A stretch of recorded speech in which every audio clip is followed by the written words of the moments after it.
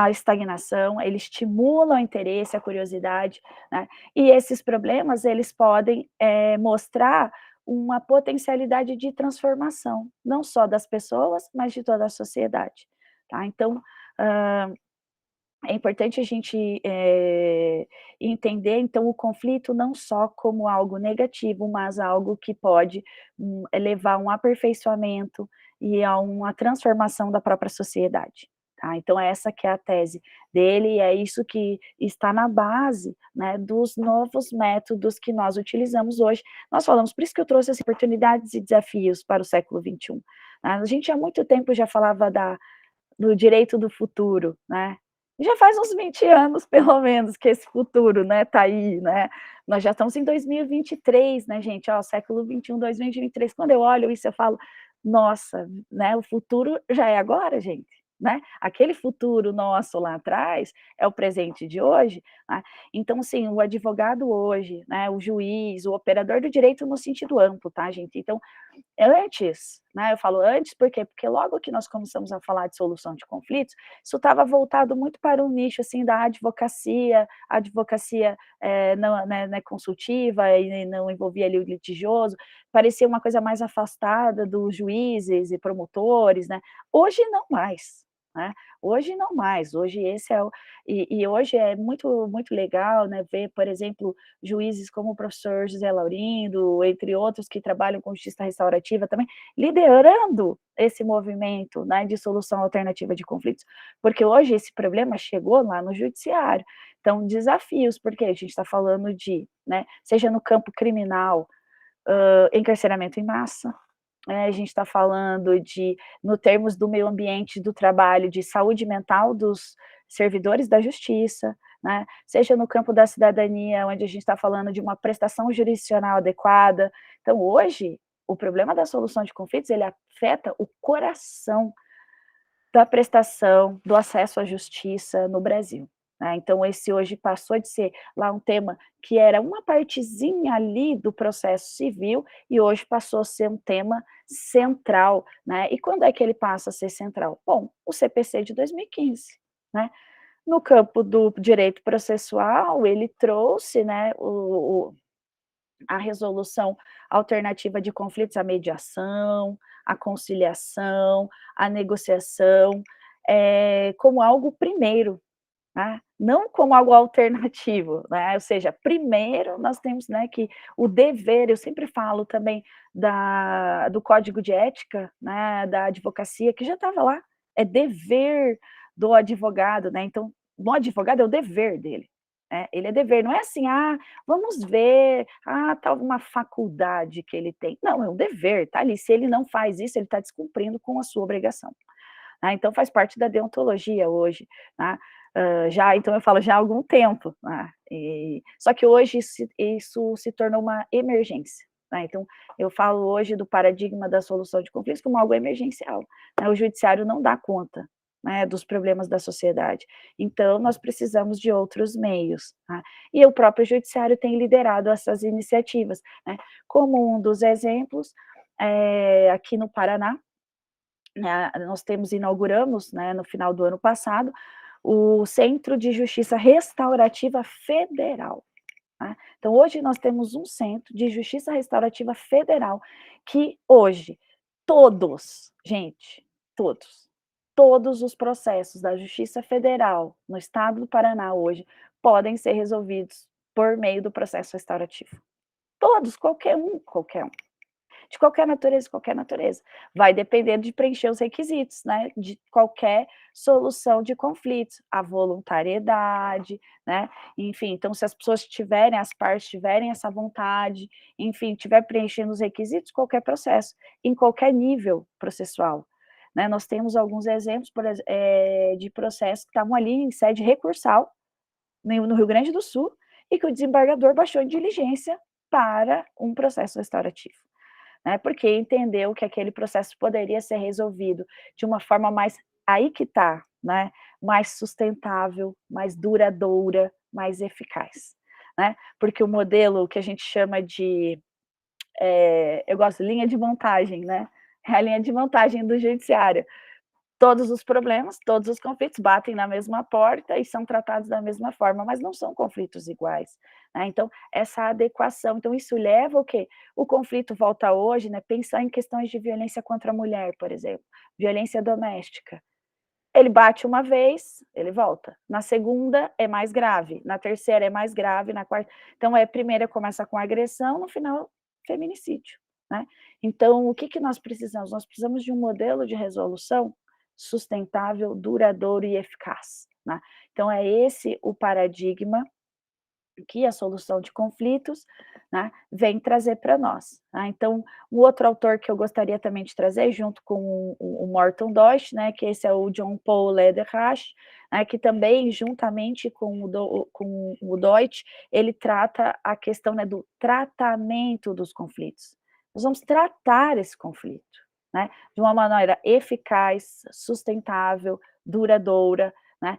Nós vamos resolver um conflito, né, nós vamos transformá-lo, né, numa oportunidade de aperfeiçoamento social e pessoal, tá. Então, essa, daí como eu falei, a questão da linha de montagem, né, como, isso não tem, né, os conflitos ao invés de serem resolvidos, eles são agravados por esse próprio modelo, né.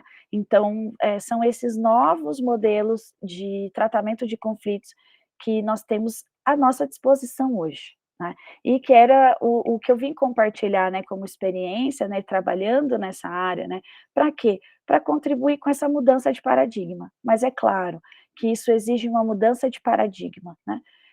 Eu trouxe aqui a questão conceitual, né, do paradigma, né, eu sei que hoje a palavra paradigma, o conceito de paradigma, ele é amplamente difundido, né, nesse campo, sobretudo na pós-graduação estrito sensu, né, mas aqui para que a gente fica para que nós pudéssemos, estar na mesma página, né, podemos dizer assim: "Olha, a gente está falando de paradigma científico", né, não é uma opinião, né, isso é ciência, isso foi, trabalhado a partir de dados, a partir de experiências, né, a partir de teorias. Então isso foi construído de uma maneira muito rigorosa, muito cuidadosa, para essa proposição desses novos métodos. São técnicas que foram testadas, e que já existem, né, a gente tem aqui hoje algumas estatísticas no Brasil, né, de comunidades, por exemplo, escolas, né, a gente fala hoje, a violência nas escolas, a paz nas escolas. Isso é urgente, né, nós vimos ali a cidade do Paraná, né, que, né, infelizmente se tornou notícia, né, nacional e internacional, esse é o problema que nós tivemos, é uma questão de cidadania, né, o operador do direito, ele tem que contribuir, né, e esse é o nosso papel no mestrado e no doutorado, porque aí a gente vai produzir o direito, né, nós vamos contribuir com esse direito que vai ser aplicado, em todo o lugar, né, porque tem uma frase que eu gosto muito, né, que é de um dos nossos juízes, né, que trabalham com justiça restaurativa, ele fala assim: "Olha, a justiça ela é muito importante para ficar na mão só dos juízes, ou só dos juristas, né, ele tem que estar nas mãos de todos, dos professores, né, dos médicos, dos policiais, dos artistas, dos empresários, enfim, é uma responsabilidade de todos, a justiça, né". Então, quando a gente fala, por exemplo, então, em questões de violência nas escolas, né, os conflitos que ocorrem nesse ambiente, temos estatísticas, né, de que as escolas que implementaram esses modelos, né, como a justiça restaurativa, por exemplo, reduziram, né, em mais de 60% os conflitos nas escolas, tá. E os contratos que são negociados, que são resolvidos por meio de mediação, por meio de negociação, por meio de arbitragem, seja, qual que é a possibilidade dele ser rescindido ou dele voltar a ter um problema? A probabilidade né, a gente tem ali quase 90%, né, de efetividade da resolução do conflito. O conflito é resolvido de forma definitiva, né.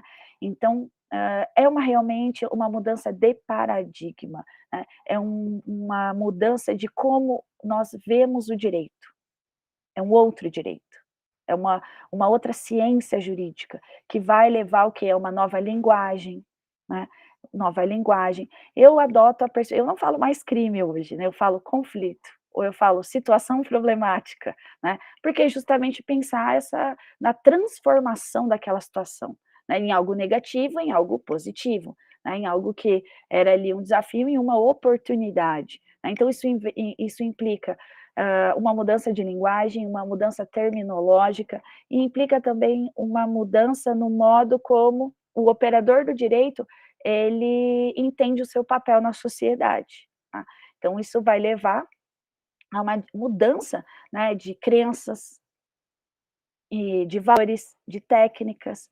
Então, se hoje a gente tinha lá o advogado, né, o que pensava, né, em recursos, né, ou seja, a técnica processual, hoje a gente vai ter um deslocamento para a mediação, para a negociação, para a restauração, para a escuta compassiva, para a escuta ativa, comunicação violenta, né, nós vamos ter para o rapport, ou seja, nós vamos ter uma mudança já de técnicas e de linguagens pelos membros da nossa comunidade jurídica. Então, o direito vai ter que aprender a falar diferente, vai aprender a olhar as questões de forma diferente, né, então isso implica uma mudança profunda, né, de visão de mundo, tá.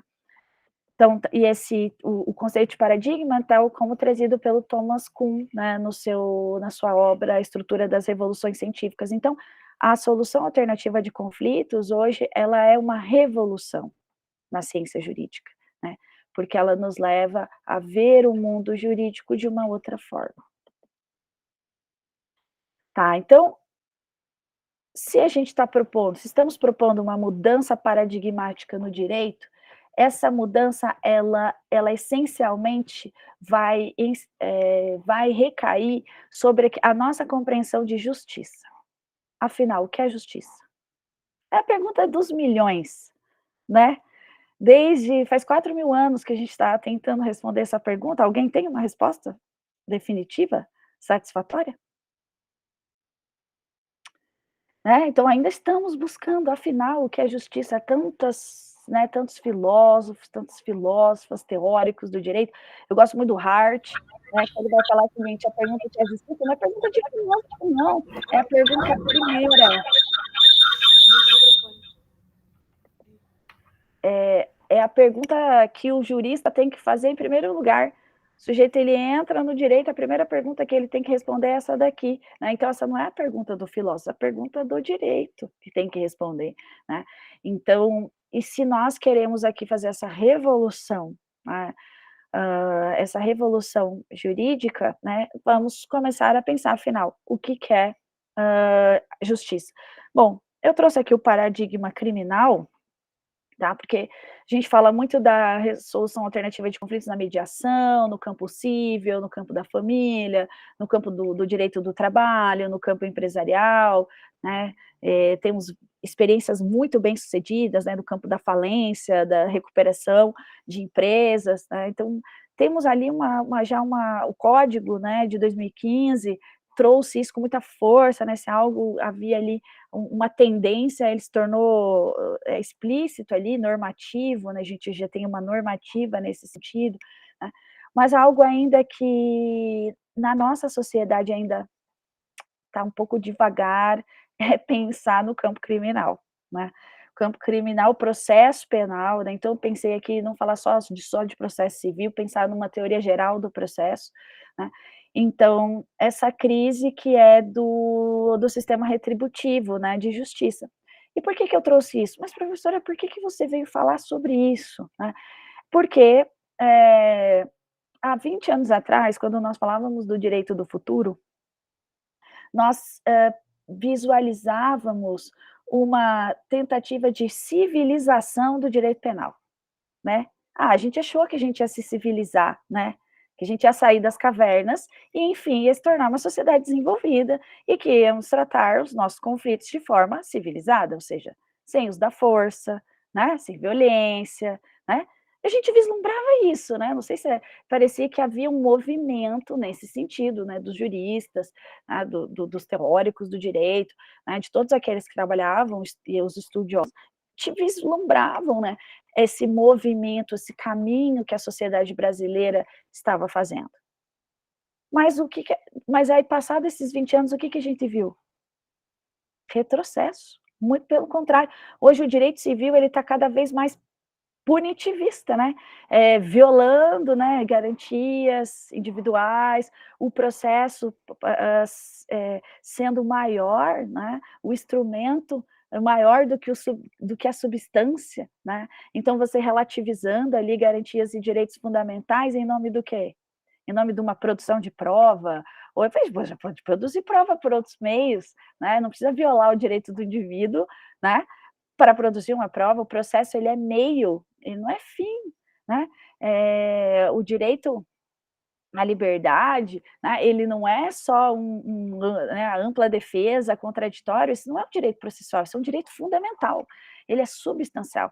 Então, infelizmente, né, nós vimos esse movimento, de ao invés de uma civilização do direito penal, a gente viu o oposto, né, essa força que o direito penal sempre utilizou, o processo penal, invadindo as esferas do direito civil, né. Então, por isso, falar de uma e trazer o seguinte, falar para o direito civil, né, para o processo civil, que lá no direito do processo penal isso não funcionava, e está um estado de coisas inconstitucional, tá. Então agora vocês querem importar esse modelo falido para esse daqui? Gente, meu Deus do céu, cadê a inteligência? Por isso que eu falei, ao invés da gente achei que a gente ia se tornar uma sociedade desenvolvida, né. Não, a gente está regredindo no pular, né, na das cavernas. Então, então nesse sentido, né, trazer ver, bom, será que, esse paradigma, né, retributivo, será que ele é suficiente, né? Será que a punição como forma de retribuição, será que ela é adequada? Será que é a solução mais adequada? Hoje a gente fala de crimes virtuais.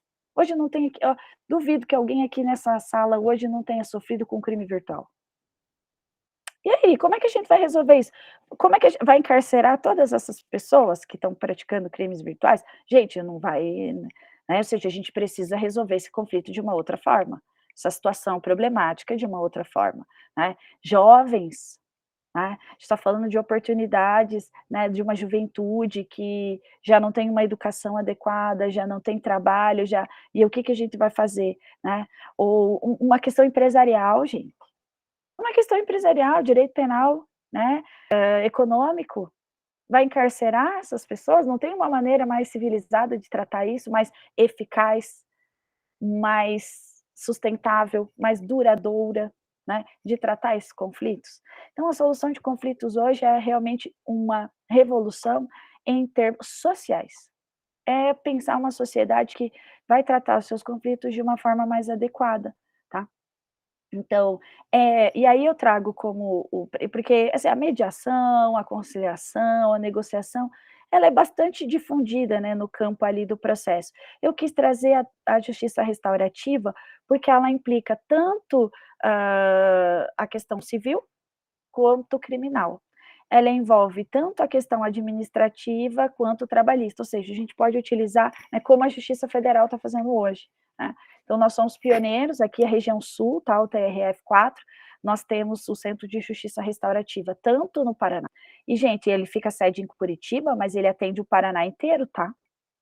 Paraná inteiro. São processos de todo o estado que são hoje tratados podem ser tratados dessa forma, tá.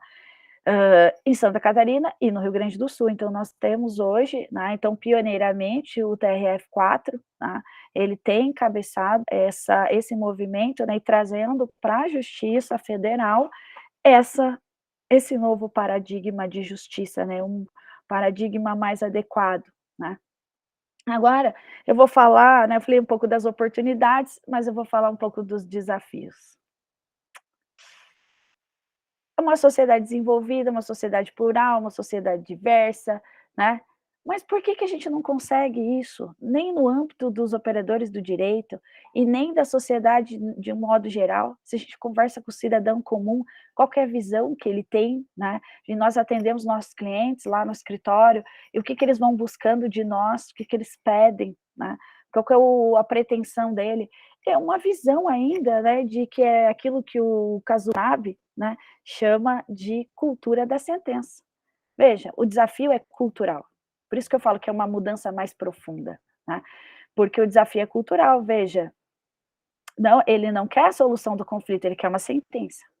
"Tá, mas o que que você faz com essa sentença?". "Ah, não sei, mas eu quero uma sentença, eu quero que um juiz diga isso".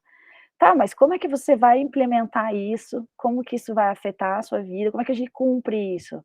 "Não quero saber, eu quero uma sentença", né. Então nós ainda temos um desafio muito grande, né, que é esse desafio que está nas escolas de direito.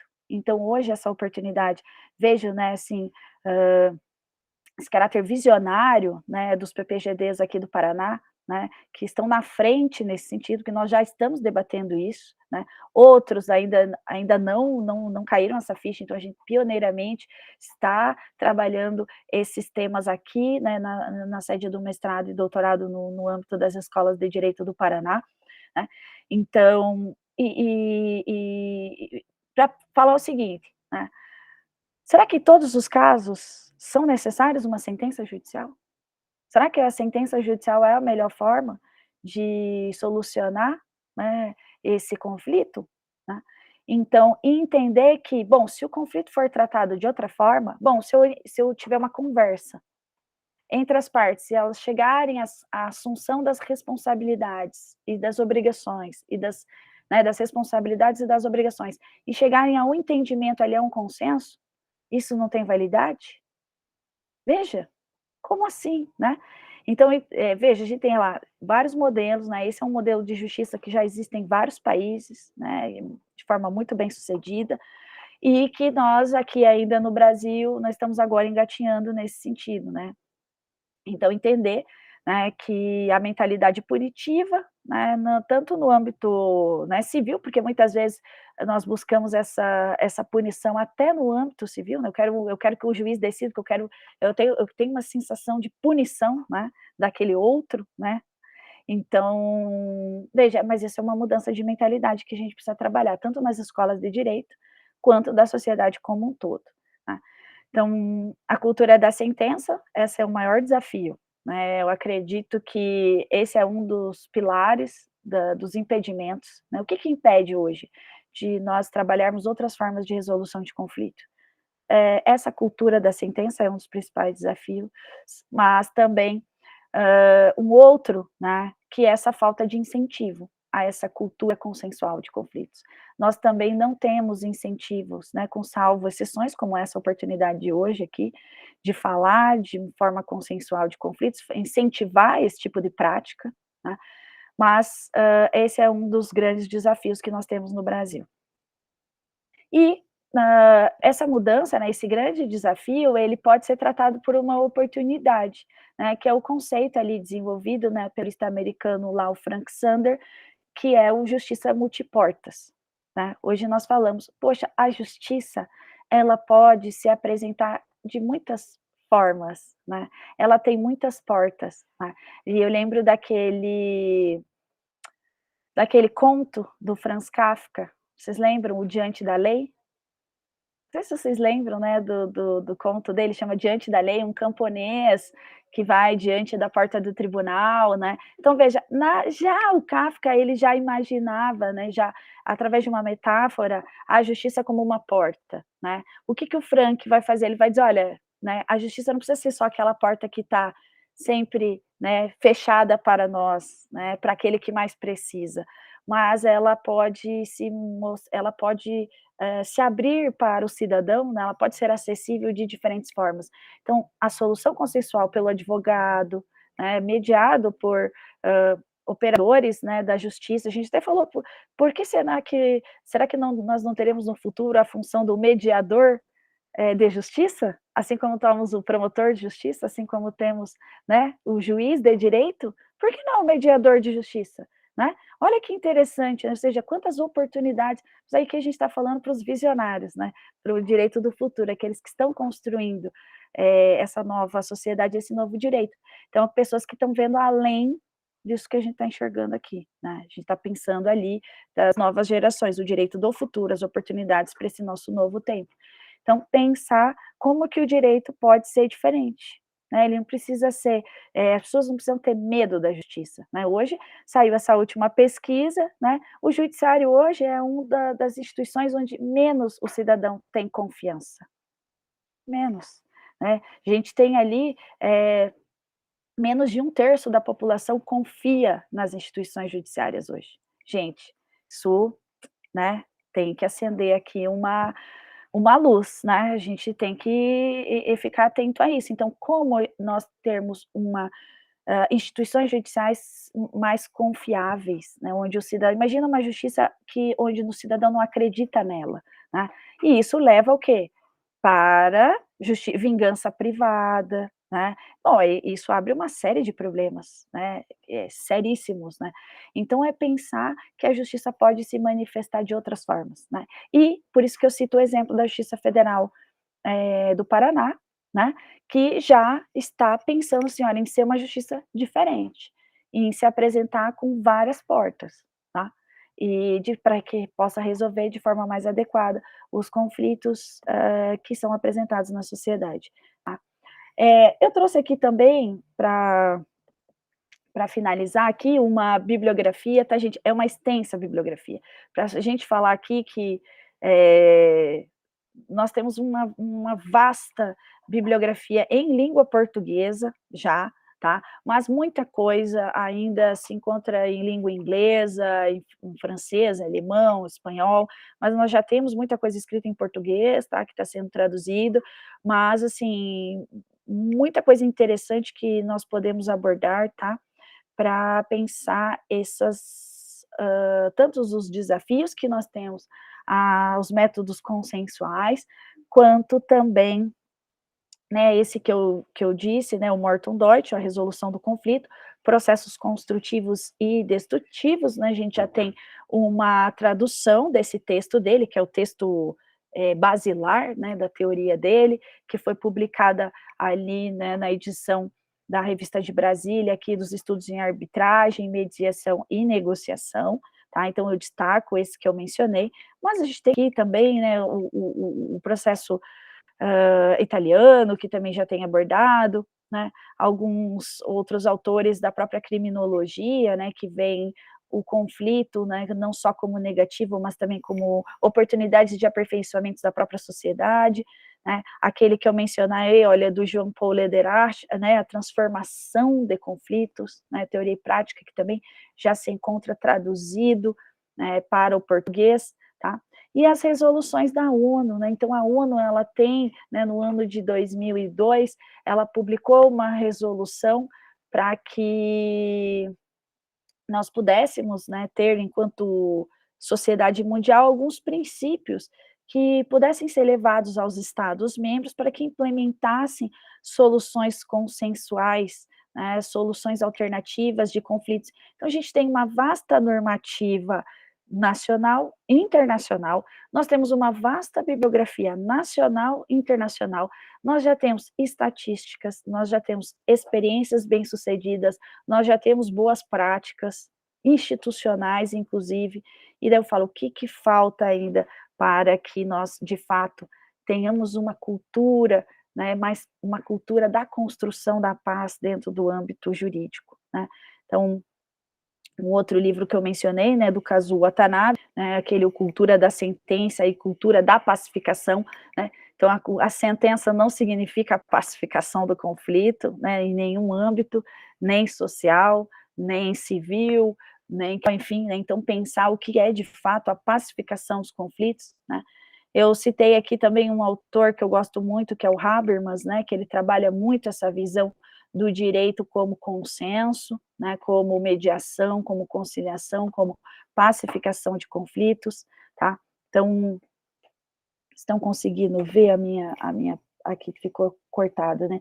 Então são uma vasta bibliografia aqui, gente, que existe nessa temática, tá. O próprio Howard Zehr, né, em termos de justiça restaurativa, hoje talvez é a principal referência em justiça restaurativa no Brasil, e é isso, né, eu sei que o tempo é curto, né, daria para fazer, nós tivemos um semestre inteiro sobre solução de conflitos, eu tive que fazer 50 anos em 5 aqui, tá, para que a gente pudesse fazer uma visão geral, né, a ideia era realmente plantar uma sementinha da construção da paz, né, dos meios consensuais, da resolução de conflitos, esse foi, né, a minha singela contribuição, e foi um prazer, uma honra poder conversar, fico à disposição para perguntas, enfim, contribuições, e muito agradecida pela oportunidade.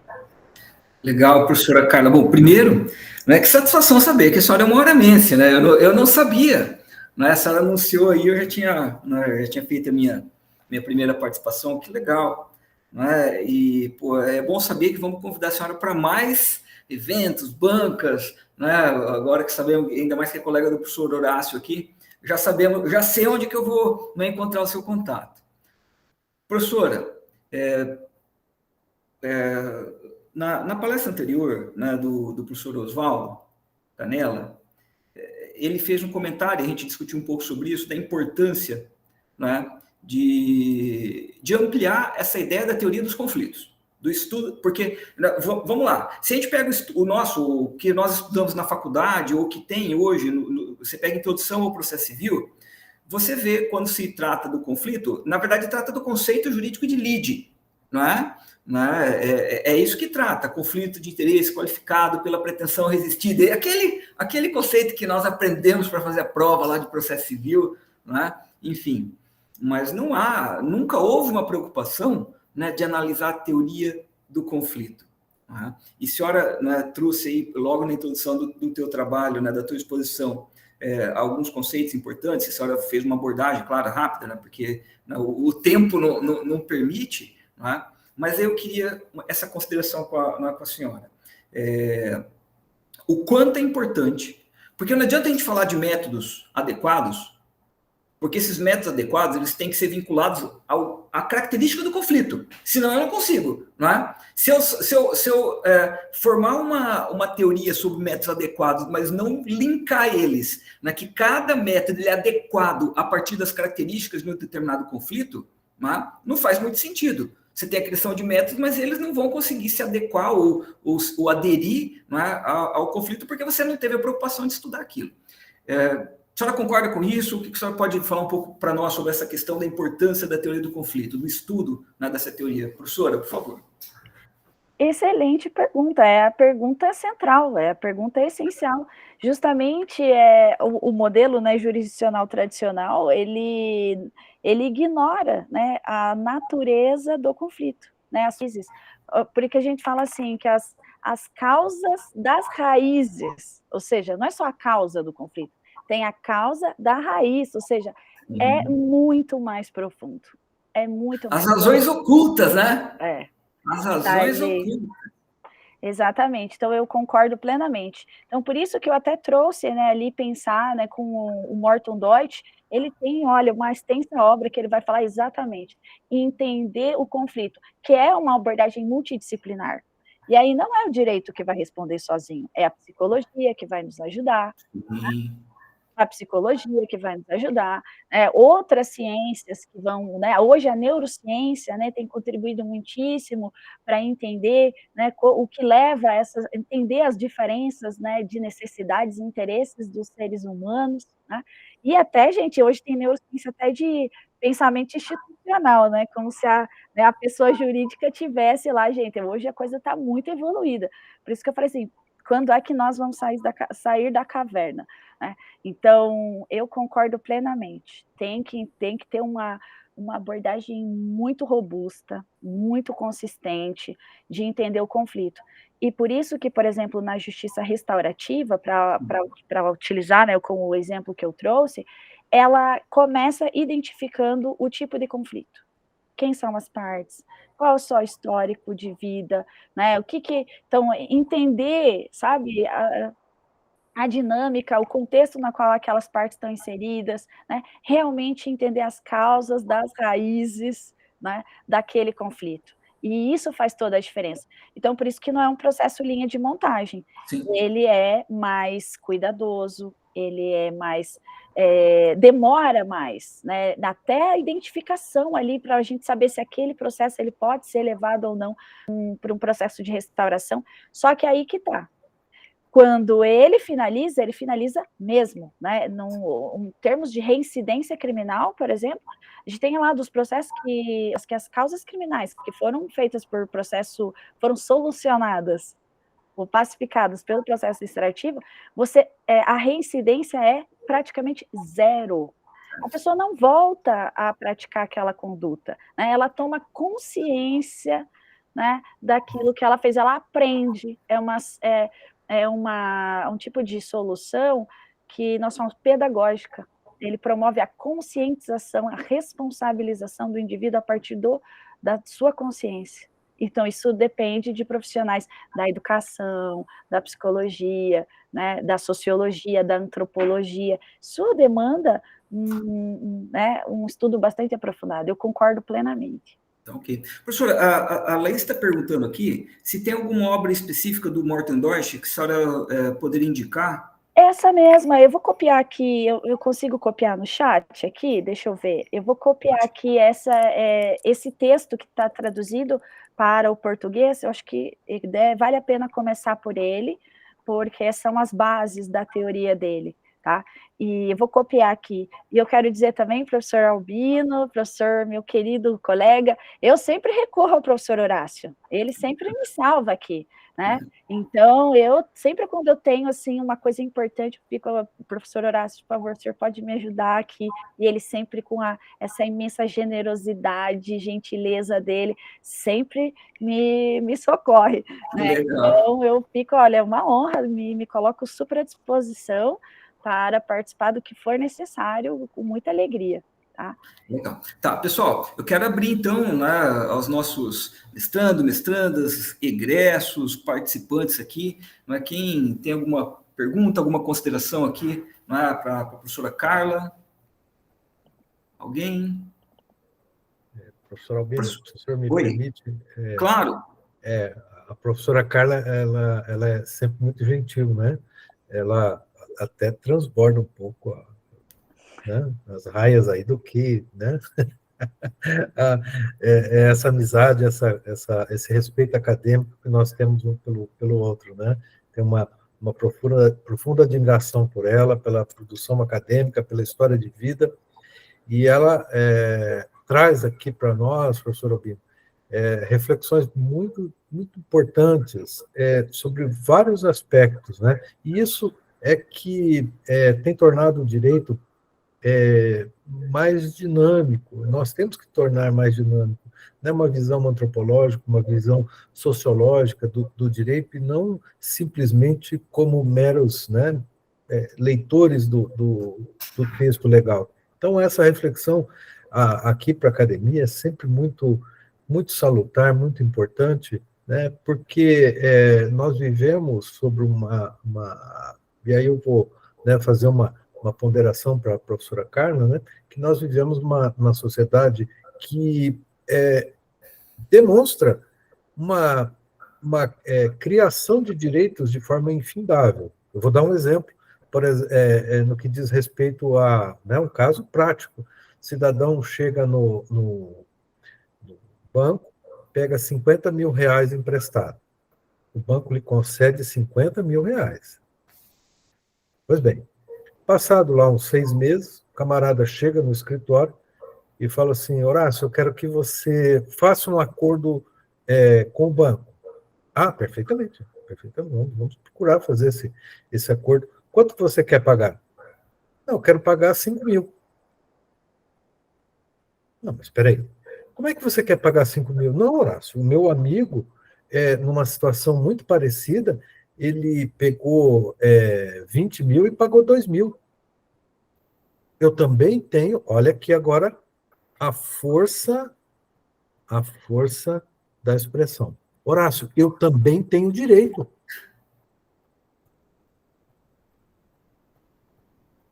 Professora Carla, alegria em vê-la. Essa reflexão pode ser uma reflexão, professor Albino, um tanto quanto assim, de conversa não formal, mas ela deve ser colocada aqui no nosso debate, porque ela transpassa o direito, como disse a sociologia, né? E as pessoas se veem inseridos dentro de um contexto de novos direitos criados. Obrigado, Carla. Alegria em revê-la. Legal. Bacana, professor. Eu acho que é uma reflexão que é importante mesmo. Professora Carla, eu quero fazer uma pergunta, né, que tem a ver com justiça restaurativa. Primeiro, né, a senhora falou várias vezes o que é resolver, né, um problema. E se a gente abordar o campo aqui, por exemplo, do direito de família, né, que ele é muito característico disso, né, quando você leva para o campo da mediação ou o campo, né, de uma constelação, direito sistêmico, o que for, né, um círculo de construção da paz, né, existem aqui algumas técnicas possíveis para isso. Né? Mas é óbvio que o diálogo entre as pessoas consegue resolver coisa que uma sentença nunca vai resolver. Não é? A sentença pode pôr fim ao processo, mas ela pode nem chegar perto, né, de compreender o conflito que aconteceu, as razões, enfim. Né? E aquela questão, eu acho que o professor Cazul fala um pouco também naquela questão da cultura da sentença, sobre esse aspecto, né, porque ele não vai alcançar, e as partes vão ficar... Né, primeiro, eles vão fazer um processo para determinar a pensão e a guarda, depois vai ser a execução, depois vai ser a alienação parental, e não termina porque eles não conseguem dialogar, eles acham que uma sentença vai resolver quando ela não vai conseguir alcançar. Né? Feita essa consideração, né, a senhora comentou sobre essa questão da justiça restaurativa, e eu acho interessante assim, abordar, até para quem não conhece muito bem, né, eu não sou, né, o maior conhecedor, eu atuo em mediação, mas justiça restaurativa eu não tenho atuado. Mas até onde eu sei, a justiça restaurativa ela trabalha nas dimensões, né, do infrator, da vítima, né, da comunidade, né, por exemplo, do infrator, para que ele compreenda o que ele fez, as consequências daquilo, né, mas também da importância, até por uma questão de pertencimento, né, da comunidade, né, dele reparar o que ele fez. Então, vem minha pergunta. A senhora comentou justiça restaurativa no campo, né, do direito criminal. Tá? Nesses projetos, ou, por exemplo, como a senhora tem atuado de justiça restaurativa, não é? A questão da pena. Não é? Existe todo esse procedimento da justiça restaurativa para resolver o conflito, mas a pena é desconsiderada, não é? É uma pergunta que estou fazendo, ou a pena ainda ela continua ali importante porque houve um crime e é preciso olhar o que a legislação fala sobre essa questão da consequência penal. Né? Como que está sendo isso no campo da justiça restaurativa? A resolução pela justiça substitui a pena ou ela favorece uma pena alternativa, não é, adequada àquele caso? Essa é a minha pergunta. Bom, então eu vou começar respondendo ali a provocação do professor Horácio, né? A gente tem todo um campo de estudos, professor, que chama a legal consciousness, ou seja, consciência do direito, ou seja, como é que as pessoas desenvolvem essa consciência do que é um direito, do que elas possuem, né? Então, assim, tem uma vasta bibliografia, e aí eu falo assim, hoje o papel do operador do direito, né, é promover essa consciência de direitos, né, dizer, olha, o senhor pegou lá os 50 mil, né, então vamos tentar, olha, né, vamos tentar fazer aqui, olha, essa mediação, né, já começa já com o cliente, né, já vai solucionando o conflito já no primeiro atendimento, né. Então, acho que veja como hoje isso ultrapassa, né, o processo, né, faz parte hoje do dia a dia do advogado, né, e até do juiz, enfim, de todos os operadores, né. Mas só para falar, depois a gente pode fazer, professor, um seminário sobre legal consciousness, e aí a gente traz alguns exemplos ali para a gente debater. Mas agora falando sobre a pergunta excelente do professor Albino, olha, daria para a gente também fazer outra aula, só para responder essa pergunta, tá? Mas só para ser bem breve, assim, bem pontual, substitui, tá? Não tem a pena, não tem. Se o processo restaurativo foi homologado, o acordo foi feito, ele tem força, é um título judicial executivo, tá? Então, ele substitui a pena, tá? De prisão, por exemplo, ou, né, de privação de liberdade. Mas no processo restaurativo, caso não se restaure ali, isso aí vai para o processo tradicional, tá? Então, eles vão, assim, eles caminham de forma, podemos dizer, subsidiária, tá? Um no momento processual, eles caminham juntos, mas se for resolvido e uma vez homologada, eu não posso abrir aquele processo de novo e dizer, agora eu quero que ele responda, tem um outro tipo de punição. Não posso, tá? Então, ele faz coisa julgada, tá? Então, tem todos esses efeitos jurídicos, o processo, tá? Então, ele substitui a pena, sim. E eu acredito que o mais importante da perspectiva da justiça restaurativa, principalmente no âmbito criminal, né, é a perspectiva da vítima, né? Porque ela é o centro do processo, né? Não é como no processo penal tradicional, onde o Estado é a vítima, né? E muitas vezes nem se sabe o que aconteceu com aquela vítima, ninguém sabe onde ela está, o que ela sentiu, qual foi o impacto da situação conflituosa na vida dela. Ela não é ouvida, né? Ninguém nem sabe quem ela é o Estado vicário, né, que assume a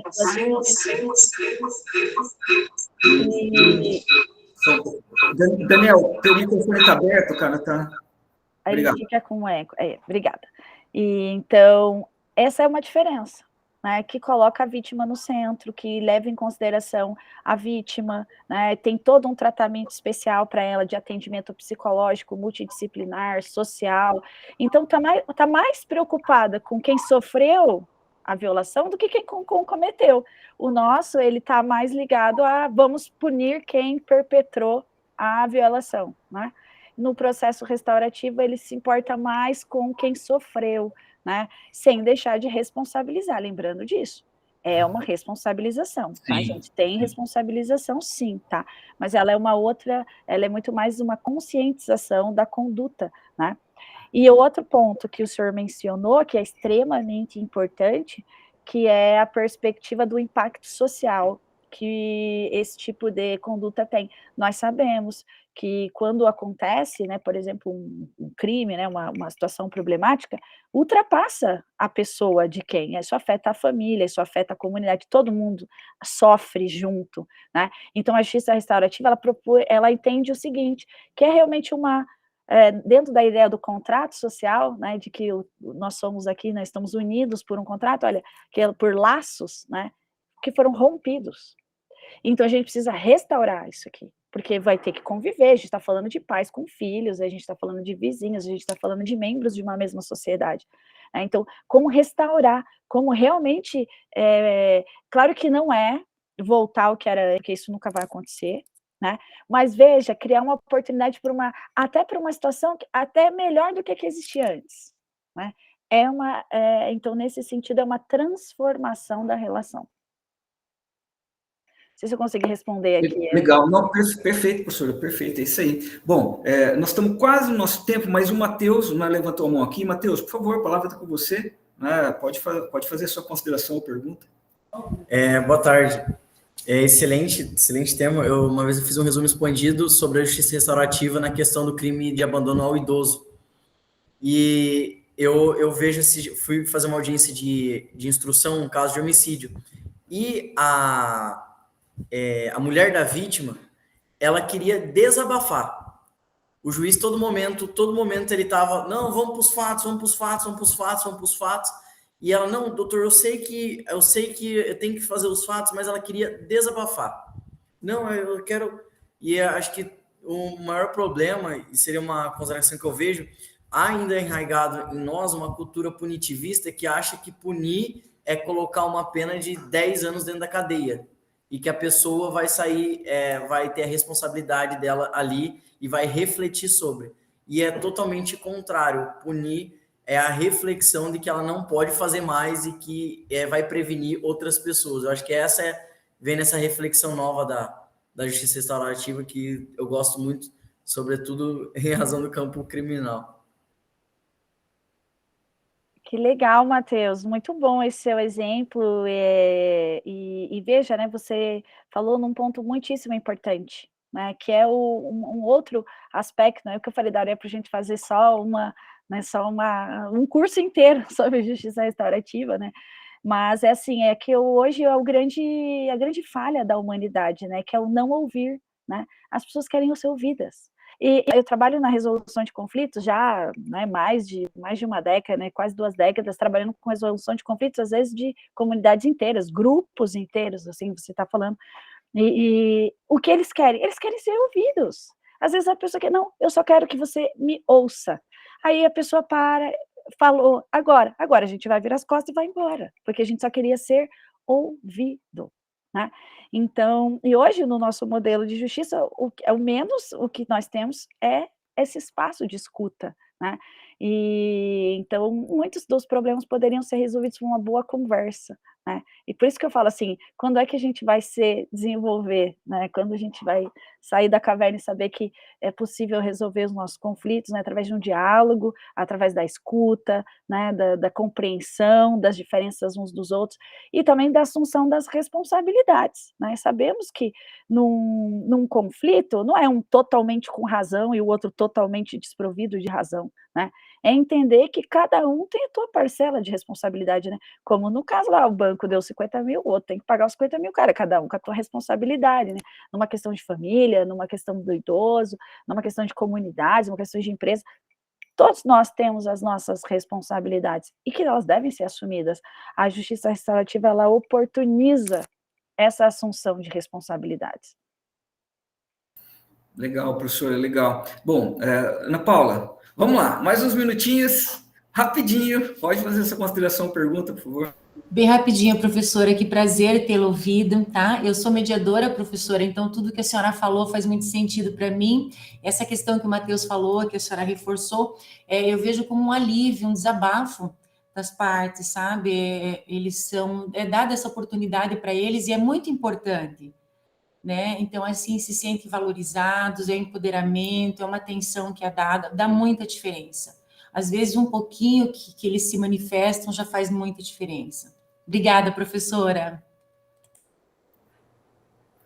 Legal, Ana. Eu que agradeço, Ana Paula, fico muito feliz, né, quando eu falo assim, nós plantamos a semente, né, e geralmente a gente já encontra aqui floresta, jardins inteiros, né, já, então a gente só vem a contribuir ainda um pouquinho mais para essa construção, né, então esse florescimento, né, de uma nova cultura jurídica, né, eu acho que se trata disso, uma nova cultura jurídica, uma nova cultura social, e eu fico muito feliz aqui, Ana Paula, Matheus, com os exemplos de vocês, e contem comigo se precisarem de algum material, ou de alguma, enfim, para o que for preciso, contem comigo. Legal. Professora Carla, bom, mais uma vez, né, nós estamos aqui chegando já no tempo final, temos uma próxima palestra. Quero agradecer em nome do nosso programa aqui de mestrado, né, da Unipar, dos nossos alunos, dos nossos egressos, dos convidados aqui participando, agradecer a palestra que a senhora fez, as reflexões que a senhora trouxe, de fato, é preciso pensar em tudo isso, é preciso pensar em novos modelos, é preciso pensar na teoria do conflito, escapar da ideia da lide jurídica, esse conceito simples que nós temos, tá? E com certeza o que a senhora trouxe aí, veio justamente contribuir com as nossas reflexões, e quem sabe aí despertar em alguém, que traga isso para a sua dissertação de mestrado. Mais uma vez agradecidos, faremos novos convites e estamos aqui à disposição, por favor, conte conosco. Muito obrigado. Eu que agradeço, professor, contem comigo, foi um prazer, eu como umaramaense, poder falar hoje na Unipar, nossa, gente, foi muito especial mesmo, fico muito feliz mesmo. A minha mãe está até aqui, você falou que você é um umaramaense? Eu falei, mãe, foi a primeira coisa que eu falei, fica tranquila. Muito legal, gente, desejo excelentes trabalhos aí para vocês, e nas dissertações de pesquisas, artigos, contem comigo, se precisarem de referências, eu posso depois encaminhar esse material que eu elaborei aqui, posso depois disponibilizar para vocês outras referências ali, tanto de justiça restaurativa em vários campos, tem mais sobre teoria do conflito, quiserem aprofundar esse tema, tá? Legal. Então é isso. Obrigado, professor. Eu me despeço aqui, gente. Tchau, professor Horácio. Até a próxima. Tchau, professor Albino. Tchau a todos. Tchau, professora. Todas e todas. Tchau, professora. É isso aí. Bom, pessoal, só mais um tempinho, nós estamos entrando em contato com o professor Rui, que é o nosso próximo palestrante, tá? Só mais um minutinho, ele já está ingressando aqui na nossa sala. Legal. Pessoal, uma coisa importante de trazermos, né, professores de fora e com novas ideias é justamente para fomentar, né, possibilidades que nós temos, possibilidades de pesquisa, né, possibilidades de, né, ideias. Às vezes a gente está ali na pesquisa de dissertação e dá umas travadas, aí você ouve alguém diferente que falou alguma coisa importante, citou um autor, né? Isso aconteceu muito, eu tenho certeza que o professor Horácio também, né, mas tanto no mestrado quanto no doutorado aconteceu muito isso comigo, né? Nós temos aqui os colegas que já defenderam, né? É assim que funciona. Né? De repente ele falou o artigo, você, pô, deixa eu buscar isso aqui, tem justamente aquilo que eu queria destravar o que eu estava pesquisando e parei ali. É isso, né? Essa é o grande fundamento aqui para nós, tá? Pessoal, Pessoal, se me permite, claro. Por isso que a oficina aqui tem esse predicado, né, muito importante, e eu reforço aqui o Comped. O Comped também é um momento no qual você participa de um grupo de trabalho e talvez você não esteja nem com um artigo selecionado para aquele grupo de trabalho. Eu já fiz isso. Eu não tinha um artigo, mas fui lá como ouvinte do grupo de trabalho, inclusive no Comped lá de São Paulo, quando nós estávamos discutindo lá a implementação do Código de Processo Civil, um debate muito interessante sobre os precedentes. Interessante. Então, precedentes que, como o professor Oswaldo apresentou aqui, né, esse ponto fundamental, né, de um precedente pautado pelo caso, né, e um precedente formatado a partir da lei. Então, foi um debate assim, muito rico, e por isso que as nossas oficinas e o Comped, os congressos, né, eles né, convergem para isso que o professor Albino falou. Às vezes dá aquela travada, você vai lá e, opa, deixa eu conversar com esse camarada aqui, deixa eu ver o que ele está pesquisando, tal. O cafezinho no Comped é fundamental. Obrigado, Albino. É bem isso aí mesmo, professor Horácio. Essas conexões são importantes, né? Essas conexões são importantes mesmo, tá? Pessoal, deixa eu só informar, na sequência agora seria o professor Rui, nós estamos com um pequeno problema aqui do ingresso dele, mas já convocamos o professor Matheus, né, que seria em seguida, ele já vai entrar, tá? Depois a gente retoma aqui ao professor Rui. Só mais um minutinho, tá ok? E aí, né, pessoal que está pesquisando agora, professor Horácio, vale a pena a gente aproveitar já esse momento, já que nós estamos aqui, né?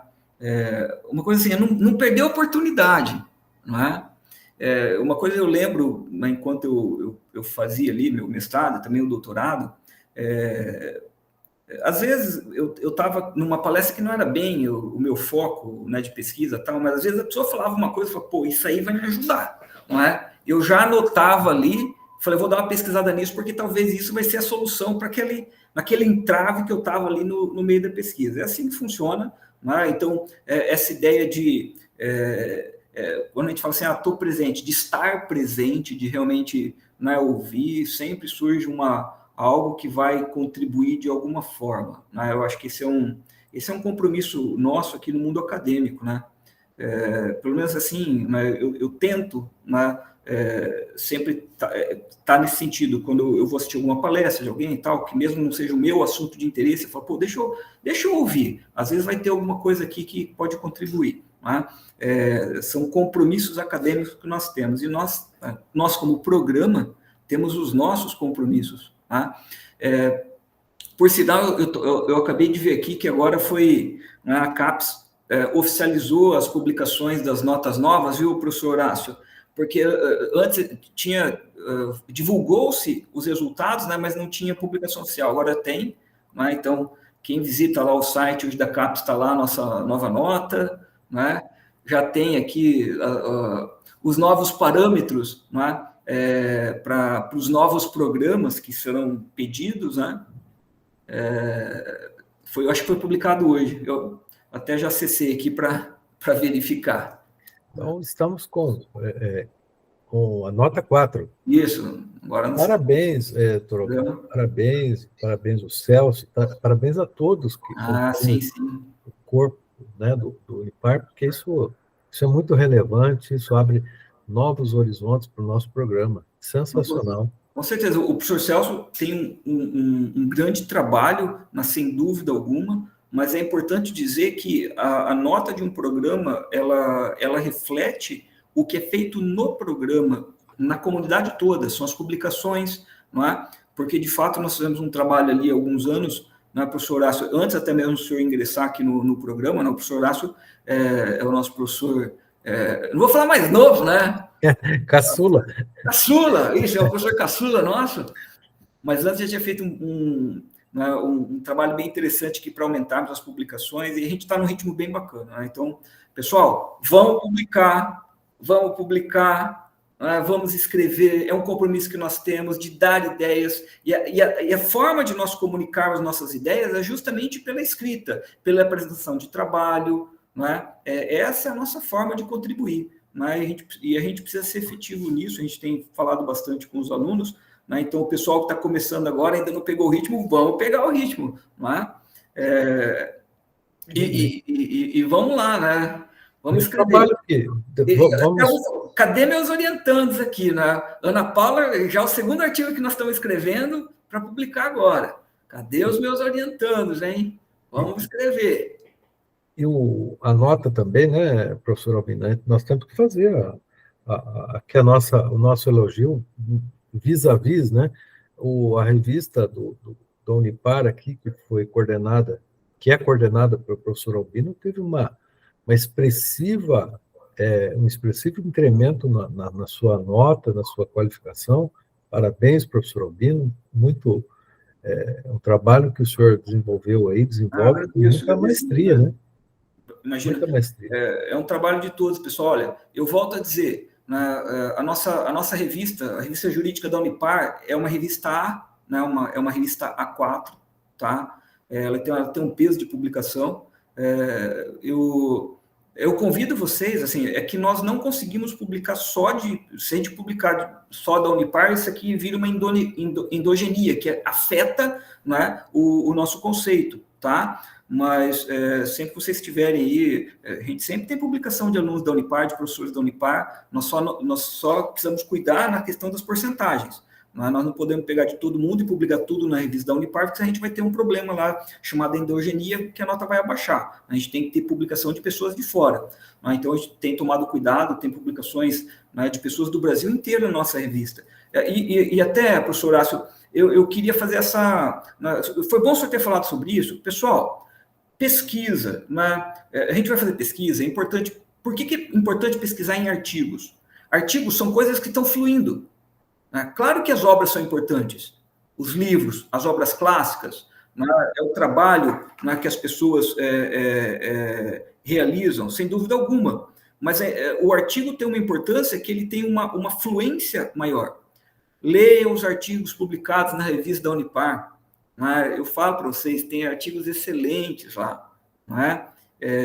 Então, eu faço esse convite. Não sei se vocês já acessaram a revista da Unipar, já leram alguns artigos, mas tem artigos excelentes lá, né? Por favor, vamos participar lá. Bom, então, deixando esse convite, na verdade, eu quero que vocês assumam esse compromisso, né, de ler um pouco os nossos artigos lá. Eu quero...